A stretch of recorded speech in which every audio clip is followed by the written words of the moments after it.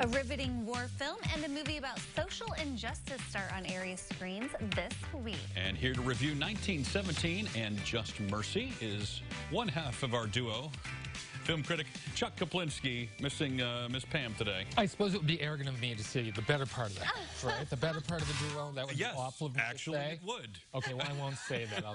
I'll just think that. Yeah, no. Pam is getting ready for our big trip to California. We'll talk about that at the end. But right now, 1917. If you were watching the Golden Globes the other night, you would have noted this film because this is one of the big winners. It won the Best Picture Award for Drama.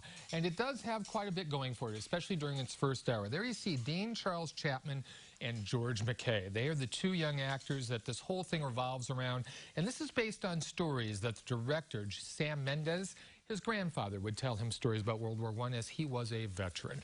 The story couldn't be any more simple. These two guys have been given orders to go across enemy lines and to get to two other battalions that are waiting to go into battle the next day. They're walking into a trap and they don't realize it. And 1,600 of them, among them, one of those guys' brothers, will be killed very quickly if they don't stop this battle. It's these two guys' job to get that message to them to stop them from advancing.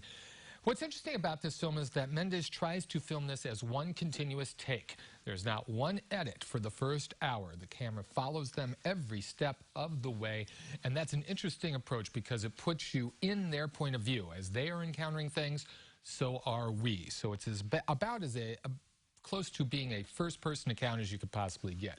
After about an hour, that thing breaks. There's an obvious break in the action, and unfortunately, the story loses some of its momentum at that point as well. A couple things happen that make no sense as far as the story is concerned, and really, had they just cut this down to about 90 minutes, I think they would have had a better movie. But it still is quite a technical achievement, and you do find yourself getting engrossed in this thing. It does find its footing during the last 20 minutes. The message is nothing new. War is awful, men are stupid. I have seen some music videos that have been one camera, one take. Yes. And it's really impressive what it takes to get 4 minutes, but an hour of that is really impressive. Well, when you read articles about this, apparently the takes were no more than 9 minutes long. Okay. And so as you're watching this, watch for certain breaks that you can see will happen, like the camera will go into a dark corner. Right. You can tell that they probably stopped there. But you get so wrapped up in the story, you don't even realize it. Sure. And that's really part of the magic of the whole thing. All right, Just Mercy, based on a true story. I would have thought that last one was maybe. Well, kind of, based on stories that the guy had heard. But Just Mercy, yes. True story about an attorney by the name of Brian Stevenson, played by Michael B. Jordan here. Guy who graduates from Harvard and, much to the chagrin of his mother there, decides to go down to Alabama and start what he calls the Justice Initiative, in which he is going to provide representation for poor, misrepresented people. And one of them ends up being Jamie Foxx. There you see, giving the best performance in the film. He plays a guy by the name of Walter McMillan, who has been falsely accused and imprisoned of murdering an 18-year-old girl.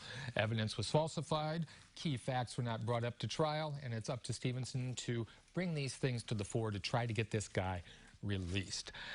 The problem that this film has is that the story is all too familiar, and that's, of course, not the movie's problem. It's the problem that we hear these stories time and time again about people who are falsely imprisoned and have to struggle to get out. And the movie has to fight against the fact that the story has become, regrettably, so familiar. But what saves it is Fox. His story, watch his eyes. If you see this movie, watch his eyes. No one acts better with his eyes. He tells you everything he needs to tell you with a simple glance or a simple reflection. And also, there's a guy by the name of Tim Blake Nelson. You'll know him when you see him. Another prisoner who was the guy who falsified things. And once we get to know him, great performance there, too. Social justice movie, great message. Again, unfortunately, a message that we seem to keep needing to hear because we can't get this right as far as treating certain people within our society in a just, merciful way. Great performances here. Tell us about all the fanciness that's about to happen in California. Pam's on her way there soon, and you're following shortly thereafter. I'm about to pick up my tuxedo as soon as I leave here. Yes, on Sunday night from the Santa Monica Airport, we will be at the Critics' Choice Awards, the 25th edition.